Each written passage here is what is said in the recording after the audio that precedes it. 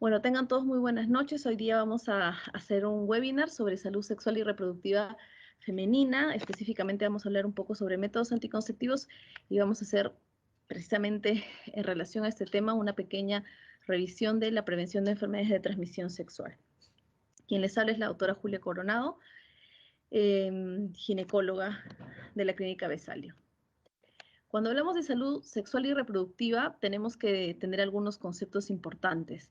Saber que las mujeres en el mundo en general tienen derechos sexuales y reproductivos básicos y dentro de esos está el acceso a una anticoncepción, tanto a la información como a la aplicación de los métodos anticonceptivos que cada mujer desee, para que las mujeres se protejan de tener bebés o ellas decidan el momento en el que desean tenerlos, es decir, ellos decidan el tiempo en el que desean tener bebés, los años entre un bebé y otro, y también estos métodos o algunos de estos métodos nos van a servir para hacer la prevención de enfermedades de transmisión sexual, que como lo vamos a ver más adelante, varían ampliamente entre las diferentes enfermedades de transmisión sexual. O sea, el rango de enfermedades de transmisión sexual es bastante amplio. Tenemos que entender también que el hecho de que las mujeres accedan a sus derechos sexuales y reproductivos implican no solamente el trabajo de un solo personal de salud, sino generalmente se necesita un equipo completo que entienda que las pacientes tienen, y las mujeres en general, tienen estos derechos sexuales y reproductivos que, bueno, para los cuales necesitamos todo un equipo de salud para que ellas puedan acceder siempre, siempre, no solamente cuando vayan específicamente a una atención por algún tema en particular, sino siempre. Y también hay que entender que cuando hacemos esta consejería vamos a tener que tener en cuenta dos cosas muy importantes. Uno, que debe ser la conversación que se tiene sobre este tema en particular debe ser muy confidencial. Y dos, de que debemos tener un consentimiento informado válido, que debe implicar darle la información completa a la paciente sobre cuáles son los tipos de métodos, cómo funcionan en general cada tipo de método, con, cuáles son las ventajas, cuáles son las desventajas, cuáles son los tiempos en los que se repite el método, para que ellas, conociendo la mayor cantidad de información posible de cada método, puedan elegir el método adecuado para el tiempo en el que ellas desean cuidarse. Para esto es importante, solamente a modo muy general, tener una idea sobre el ciclo menstrual. ¿Por qué? Porque la anticoncepción implica que no se produzca un embarazo y el embarazo se basa en la unión del óvulo con el espermatozoide. Esa liberación del óvulo que se produce mensualmente de un ovario o del otro se llama ovulación. Y típicamente esta ovulación en un ciclo típico del libro, digamos, más o menos se produce en el día 14. Entonces vamos a ver que hay varios movimientos hormonales, como podemos observar en la pantalla. Quiero ver acá el puntero. Varios movimientos hormonales de estrógeno, progesterona, otras hormonas como la LH, la FSH, que tienen un pico importante en la mitad del ciclo, que es la ovulación, que implica la liberación del óvulo de cada ovario, que típicamente, como lo repito, pues es un mes de uno y otro mes del otro. Lo más, digamos, lo más cercano a lo que está escrito en los libros es que esto sea en el día 14, y pues nosotros tenemos formas para poder medir la progesterona, el estrógeno, la LH, la FSH, que nos van a dar información sobre si se produjo o no se produjo la ovulación, en qué momento del ciclo estamos, etcétera. Esto es importante tenerlo en consideración, sobre todo para los métodos hormonales. Ahora, ya hablando de los métodos anticonceptivos en sí, tenemos que entender que los métodos anticonceptivos son muy variables. Tenemos diferentes métodos en general y diferente forma de actuar de cada método. Estos primeros, como podemos observarlos, son los métodos de barrera. De los métodos de barrera, lo más frecuente son los preservativos masculinos. Estos preservativos masculinos, y bueno, tenemos el preservativo femenino y el diafragma, tienen una efectividad muy alta en su uso perfecto, pero el uso habitual no es, tiende a bajar la efectividad casi en 9 veces. Entonces, sí es cierto que dentro de los métodos anticonceptivos es el único método que nos protege de las infecciones de transmisión sexual. eh, no necesariamente es tan efectivo para evitar un embarazo, sobre todo cuando se tienen relaciones sexuales frecuentes o cuando, por ejemplo, existe convivencia de la pareja, puesto que no siempre se utiliza perfectamente. Y entonces, en el uso habitual, su efectividad baja. Pero es el único método que nos protege de las infecciones de transmisión sexual. ¿Qué es importante saber? Pues que existen algunas pacientes que pueden hacer alergia al látex y existen preservativos sin látex para, pues, para este tipo de pacientes específicamente y que pues se utiliza un preservativo por cada relación sexual específicamente. Hay que ser muy estrictos en el uso porque, como lo repito, el uso perfecto pues nos da una efectividad muy buena, pero el uso habitual normalmente no es perfecto y entonces tiende a bajar la efectividad. Después de esto, ya tenemos los métodos anticonceptivos hormonales, que en general son muy seguros.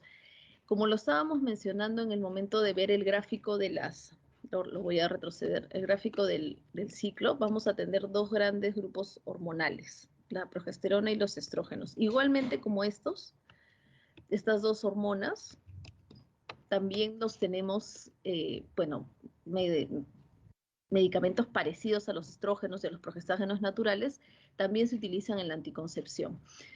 Entonces, tenemos los métodos hormonales que se dividen en dos grandes grupos, los hormonales combinados y los hormonales que solo tienen una sola hormona. Los combinados tienen estrógenos y progestágenos, que son las dos hormonas típicas del ciclo. Estos hormonales combinados vienen en cuatro formas. Las pastillas diarias típicas que encontramos de muy fácil acceso en las farmacias, las ampollas mensuales y dos métodos que son muy, digamos, menos conocidos, pero también son muy efectivos, tan efectivos como los anteriores, que uno es el parche transdérmico y otro es el anillo vaginal, Todos estos en general lo que van a hacer, van a generar, primero que la regla sea muy exacta. Segundo, van a disminuir la cantidad de sangrado y la calidad del dolor que viene con la regla. Y como efecto adverso típico, sobre todo es gastrointestinal. En el caso de los parches, la caja de los parches vienen 3 parches, se utiliza un parche por semana, se coloca el segundo día de la regla, se repite por 3 semanas, la cuarta semana se descansa y ahí normalmente viene la regla. En el caso del anillo, se utiliza una vez al mes. Es un anillo, como lo podemos observar en la imagen, que es como si fuera un plastiquito que se puede eh, introducir como si fuera un óvulo dentro de vagina y se retira al mes. Las pastillas diarias pues, se toman todos los días a la misma hora sin olvidarse a partir del segundo día de la regla y las ampollas mensuales se utilizan una vez al mes, generalmente el segundo día de la regla y se repiten pues normalmente el segundo día de la regla del siguiente ciclo porque en este método siempre se ve regla como tal. Pero como lo repito, normalmente la cantidad de sangrado y la calidad del dolor disminuye con todos estos métodos. La forma como se utiliza el parche y el anillo, como son transdérmico o a través de la mucosa, la absorción de la hormona, tiende a hacer que las pacientes no tengan tantos efectos adversos, que como lo repito son típicamente gastrointestinales, náuseas, vómitos, dispepsia. Entonces tienden a ser ideales en pacientes que tengan alguna molestia gastrointestinal y son bastante seguros, mientras se utilicen en el momento correcto, ¿no? Después tenemos los hormonales que solo tienen una hormona, que son solamente los progestágenos. Estos en general se caracterizan primero porque no se ve regla como tal, o sea, se ve gotas, se ve manchas o no se ve regla, típicamente. Y los efectos adversos típicos es que algunas pacientes sienten dolor como un cólico de regla, eh, las pacientes sienten que suben de peso porque hay un poco más de absorción de agua, no siempre y no con todas las pacientes, pero es algo que a veces pasa, y tiende a empeorar las migrañas. Es decir, si hay una paciente que tiene migraña, típicamente entonces se le ofrece este método porque normalmente empeora la migraña. De estos hormonales, solo con progestágenos tenemos 4 tipos. Acá falta un dibujito. Las mini píldoras, que igual son pastillas diarias, las ampollas trimestrales, el implante y la T hormonal. Que la T hormonal también tiene, como su nombre lo indica, pues tiene esta hormona que es progestágeno. En todas estas, en general, no se ve una regla como tal, se ven gotas, manchas o no se ve regla, y los efectos adversos son típicos, como los que ya he mencionado. Evidentemente, en el caso de las mini píldoras, pues las pastillas funcionan para 24 horas, entonces si uno las descontinúa, descontinúa los efectos, pero en el caso de la ampolla de 3 meses, ya colocándose la medicación, pues típicamente hay que esperar que la medicación se vaya liberando y pasen los 3 meses para que pasen los efectos. Y en el caso de los implantes, pues igual, si yo me coloco el implante y tengo mucha molestia, por ejemplo, de dolor de cabeza, para que me pasen las molestias, yo tengo que retirarme el implante igual con la T hormonal. Y en general son bastante seguros, siempre que se utilicen, pues en los momentos correctos. Y después ya tenemos métodos de más larga duración. La T de cobre y la T hormonal. Bueno, y el implante que también es de larga duración, que ya expliqué que pertenece al grupo de los hormonales anteriores. La T, en el caso de la T, tanto la T de cobre como la T hormonal tienen un efecto mecánico, ¿no? Van dentro del útero y como podemos observar en la imagen, con las patitas laterales de la T, pues van a tapar el caminito a las trompas, que nosotros lo conocemos como ostium. Tapan las dos ostium. Y en el caso de la T de cobre, el cobre que tiene que rodea esta T, de plástico, genera una reacción química dentro del útero que es un ambiente adverso a los espermatozoides. Entonces genera una reacción adversa a los espermatozoides, por eso es que funciona como anticonceptivo. Es en general bastante seguro y es de larga duración. La T de cobre puede durar hasta 10 a 12 años dependiendo de la marca. La T de plata nos dura 5 años y en el caso de la T hormonal también nos dura 5 años. En el caso de la T hormonal, como tiene esta hormona que pertenece al grupo anterior, que son los progestágenos, pues va a tener la ventaja de que va a actuar de 2 formas, ¿no? O sea, va a tener 2 mecanismos de acción y por eso tiende a ser más segura. Y como un método también de larga duración están los implantes.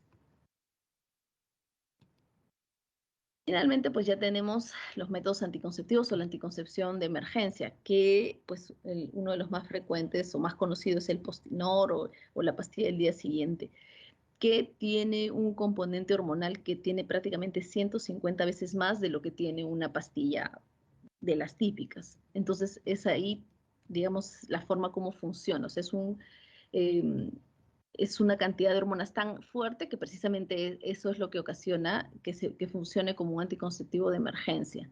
Pero así como funciona como un anticonceptivo de emergencia, tiene efectos, como es tan fuerte la carga hormonal, que se van a ver expresados tranquilamente hasta 6 meses después de la aplicación. Por eso es que idealmente, pues máximo se debe utilizar 2 veces al año. Y finalmente, ya como métodos definitivos, tenemos ya los quirúrgicos, ¿no? La ligadura de trompas, que va a variar el momento en el que se haga, típicamente, o el mejor momento en el que se hace, pues es en la cesárea, que se hace básicamente en el momento de la cesárea. Y después ya tenemos pues pacientes que no se hacen en el momento de la cesárea, sino en cualquier otro momento, que típicamente se hace por la paroscopía. Y en el caso del varón, lo que se hace más bien es la vasectomía, que es un procedimiento que está a cargo del urólogo. Y vamos a hablar rápidamente sobre la prevención de enfermedades de transmisión sexual. Pues las enfermedades de transmisión sexual son todas estas. Bueno, estas son, digamos, las más importantes, enfermedades que nos van a dar descensos eh, fastidiosos, incómodos, como pues descarga vaginal, vaginosis, candidiasis, tricomonas, sífilis y enfermedades ya de más larga duración como enfermedades que se transmiten por papiloma. Dentro de ellos están, por ejemplo, las verrugas, hasta un cáncer de cuello uterino que también se transmite por vía sexual, hepatitis B, hepatitis C, que pueden ser crónicas, y VIH-Sida, ¿no? Entonces, pues sí, variamos mucho el rango de enfermedades de transmisión sexual varía mucho. Típicamente, lo que nosotros recomendamos cuando una paciente quiere cuidarse mucho de un embarazo, pero además quiere protegerse de infección de transmisión sexual, es que se combinen métodos. Los métodos hormonales son muy seguros para evitar embarazo y los métodos de barrera son los únicos que te protegen de infección de transmisión sexual. Entonces se recomienda, por ejemplo, en poblaciones de adolescentes o pacientes que tienen muy claro que no desean tener bebé y que no desean eh, tener una infección de transmisión sexual, que combinen métodos. Un método hormonal, que es muy seguro para evitar embarazo, y un método de barrera que evita precisamente este tipo de infecciones que, como lo vemos, pues varía desde descensos, pues lesiones vulvares, como vemos en las imágenes, verrugas, y pues pueden tener efectos a largo plazo mucho más extensos, como por ejemplo, pues estas infecciones que a la larga pueden generar repercusiones en la fertilidad de las pacientes, ¿no? Típico, por ejemplo, la infección con clamidia, que nos da una enfermedad pélvica inflamatoria que es de transmisión sexual.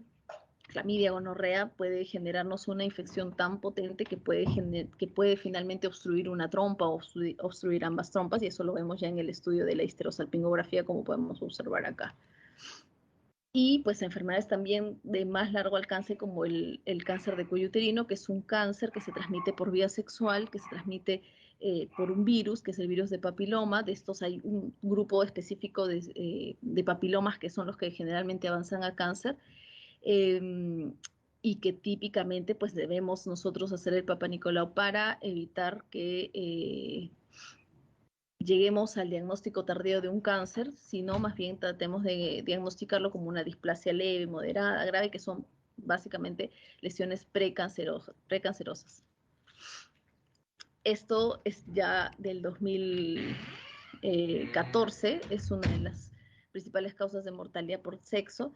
Y en el caso bueno, de las mujeres, vamos a ver que los tumores son bueno, para este momento eran la principal causa de mortalidad. Y dentro de estos, para el 2017, el cáncer de cervix, que es un cáncer potencialmente evitable, que además tiene diagnóstico, nos da mucho chance de hacer diagnóstico previo como una lesión precancerosa, pues es el cáncer que hasta el 2017 era el más diagnosticado. Y en segundo lugar, el cáncer de mama, que también pues nos da el chance de diagnosticarlo precozmente con una mamografía. Y bueno, como le explicaba, las enfermedades de transmisión sexual pues también nos van a dar consecuencias a largo plazo, como por ejemplo el VIH-Sida, que es una enfermedad que necesita un tratamiento crónico largo, cirrosis como consecuencia de una hepatitis B o C, y dentro de ello pues una de las principales formas de evitarlo pues es con un método de barrera, que es el único método que nos protege de las infecciones de transmisión sexual. Entonces, ¿qué es importante saber? Es importante saber que tenemos, para prevenir estas infecciones, primero tenemos que tener conocimientos previos. Es decir, antes debemos tener conocimientos de nuestro propio cuerpo, saber que tenemos nuestros derechos sexuales, tenemos derecho a una salud sexual personal, tenemos también el deber de cuidar la salud sexual de la pareja, saber que existen riesgos como estos y que existen enfermedades de transmisión sexual. Luego de eso, pues idealmente uno debe acudir a los profesionales para nosotros tener un punto de partida, para si tuviéramos alguna duda, pues tenerlos ya el panorama mucho más claro, y si tenemos chance de colocarnos la vacuna para papiloma, pues comenzar con eso. Ya durante las relaciones sexuales, pues básico el método de barrera, y siempre después nuestros chequeos ginecológicos anuales, y acudir siempre al chequeo ginecológico ante la presencia de algún síntoma. Entonces, básico, fundamental para la prevención de enfermedad de transmisión sexual, el método de barrera. Eso es lo que tenía preparado. Estoy atenta a si tienen alguna duda. Estoy leyendo en el chat que me hacen la consulta de con qué tipo de anticonceptivo hormonal podría recomendar a una mujer joven sin hijos.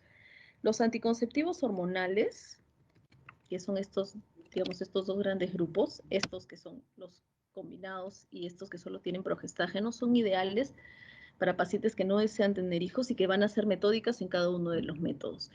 Es decir, si son las pastillas todos los días a la misma hora sin olvidarme, si es el parche, pues semanal sin olvidarme, si es el anillo, mensual sin olvidarme, y si es la ampolla, mensual sin olvidarme. En el caso de los anticonceptivos combinados, son ideales para pacientes que, aparte que van a ser muy estrictas, por ejemplo, sangran mucho con la regla o son irregulares, porque van a hacer que precisamente con el método se vuelvan regulares y sangren poco o tengan poco dolor.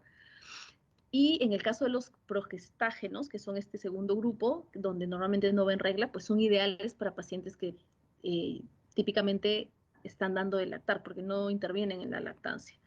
Entonces, si me preguntan con qué tipo de anticonceptivo hormonal podría recomendar a una mujer joven sin hijos, pues probablemente los ideales sean estos, los hormonales combinados, tanto las pastillas diarias, la ampolla, el anillo o el parche. Y si me preguntan de estos, ¿cuál podría recomendar más? Pues yo recomendaría el parche o el anillo porque son los métodos que tienden a tener menos efectos adversos y son menos conocidos, pero las pacientes que los utilizan van muy bien porque no las fastidian. En el caso, por ejemplo, de los parches, no es algo que tienen que usar todos los días, sino basta con que se recuerden una vez por semana. Típicamente se lo pegan al cuerpo, entonces tampoco es que tengan que estar hincándose o tomar una pastilla, que es un poco más, en teoría, un poco más invasivo. Y en el caso del anillo, pues es una sola aplicación al mes, es como colocarse un óvulo y punto, ¿no? Entonces tienden a ser de más fácil utilización y con menos efectos adversos. Esos serían los métodos ideales. Entonces me dicen, en caso de que tenga un fibroadenoma de mama, ¿qué método sería más recomendable? Idealmente, los métodos que no sean hormonales, es decir, pues sobre todo los de larga duración. Una T simple, no tengo paciente que tenga, por ejemplo, algún problema benigno de mama. Uy, se me borró. Pero en el caso de los fibroadenomas, pues un método ideal sería ese. Ah, ya. En el caso de los métodos hormonales son, o sea, son de esta forma porque ese es el tiempo en el que funcionan. Es decir, si yo tomo la pastilla diaria es porque funciona 24 horas. Por eso es que debo tomarlo todos los días a la misma hora. Si es la ampolla, es mensual, o sea, nos sirve para los 30 días. Si es el parche, es semanal, porque me sirve para esa semana. Entonces, cuando yo utilizo una ampolla 3 años, probablemente pues la última ampolla que utilice me va a servir para los 30 últimos días. Lo que pasa en algunos casos es que cuando yo utilizo mucho tiempo la ampolla o cualquiera de estos métodos, el sangrado se hace muy escaso y entonces es como que se tiene que resetear el cuerpo y entonces a veces demora un poquito en nuevamente crecer el endometrio para sangrar como típicamente se sangra. Pero estrictamente hablando, los métodos nos sirven exactamente para el tiempo en el que están hechos. Es decir, que si yo me cuido con ampollas, 3 años, y estoy sangrando normal con la regla, o sea, me viene la regla exactamente como siempre, yo dejo de usarlo y automáticamente pasan los 30 días en que yo utilice la última ampolla y se debe reactivar mi ciclo.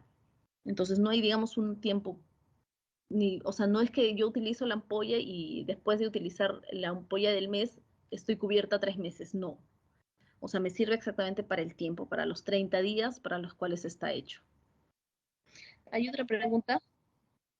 Sí, hay una pregunta sobre, sí, es ideal que cuando utilizamos estos métodos hormonales mucho tiempo sí tengamos pausas, precisamente para hacer como este reseteo para que las hormonas naturales propias comiencen a funcionar, para que cuando terminemos de usarlo no tengamos mucho tiempo con poquísimo sangrado. Más que todo por eso, no es que haya algo que se esté acumulando ni nada malo, es básicamente para que después de 6 meses pues yo descanso, mis hormonas naturales funcionan en mi propio cuerpo y después yo reinicio. Entonces lo ideal sí es que cuando yo utilizo un método hormonal descanse por lo menos 6 meses, en el caso de los hormonales combinados típicamente. Estos hormonales que solo tienen progestágenos, pues son de más larga duración, funcionan casi siempre igual, entonces en estos tranquilamente podríamos no descansar.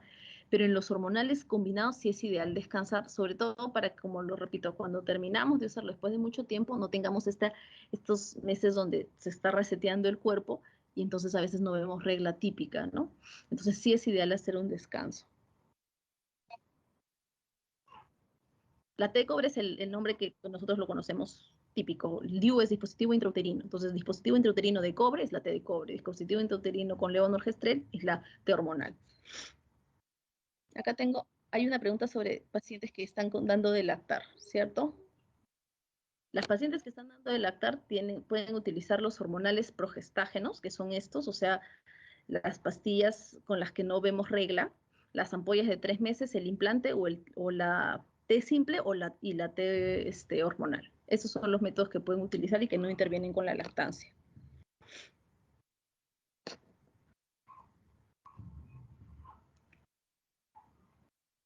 Y me hacen la pregunta de si una mujer lleva años, y eso sí ya lo vimos. ¿Cuál es el momento en el que debe utilizar un anticonceptivo hormonal oral? Típicamente el segundo día de la regla, que casi siempre coincide con el día 29, pero puede variar, sobre todo cuando utilizamos los métodos pues mucho tiempo. Ahí típicamente varía. Entonces lo ideal siempre es utilizar sobre todo estos hormonales combinados el segundo día de la regla, que casi siempre coincide con el día 29 o 30 del mes, ¿no? No hay un tiempo, no hay un tiempo, como lo explicaba, o sea, las ampollas me sirven para el tiempo en el que están hechas, o sea, la ampolla mensual, perdón, me sirve para un mes. En teoría, yo dejo de utilizar la ampolla mensual y el siguiente mes mi cuerpo se da cuenta que ya no hay anticonceptivo y entonces comienza a funcionar y podría embarazarse. No hay un tiempo extra. Si usé 3 años, la ampolla significa que de repente voy a estar cubierta, no. O sea, las pastillas, las ampollas tienen su tiempo.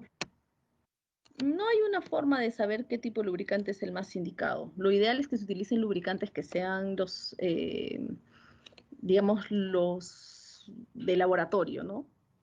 Nayara, que son específicamente hechos para ese fin por laboratorios, más que lubricantes tipo comerciales, ¿no? Sino los específicamente hechos por laboratorio, que son los que precisamente tratan de llegar al pH adecuado de la vagina. No hay forma de saber si un lubricante va mejor o peor que otro, pero sí es ideal utilizar un lubricante de laboratorio.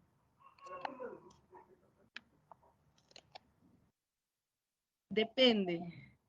El efecto anticonceptivo depende del método, pero típicamente, pues más en general, digamos, decimos que son 5 a 7 días que deberíamos estar cubiertos con algún método extra, ¿no? O sea, si por ejemplo yo empiezo la pastilla hoy, idealmente si tengo relaciones estos primeros 5 a 7 días, debería usar un preservativo, un anticonceptivo extra. Igual con el resto, pero eh, estrictamente, pues lo que hacen en el caso de los hormonales es bloquear la señal del cerebro y entonces ya comienzan a funcionar. Pero lo ideal es que siempre estemos cubiertos por lo menos 5 a 7 días, a pesar de que el anticonceptivo ya esté funcionando, para evitar algún evento diferente, ¿no?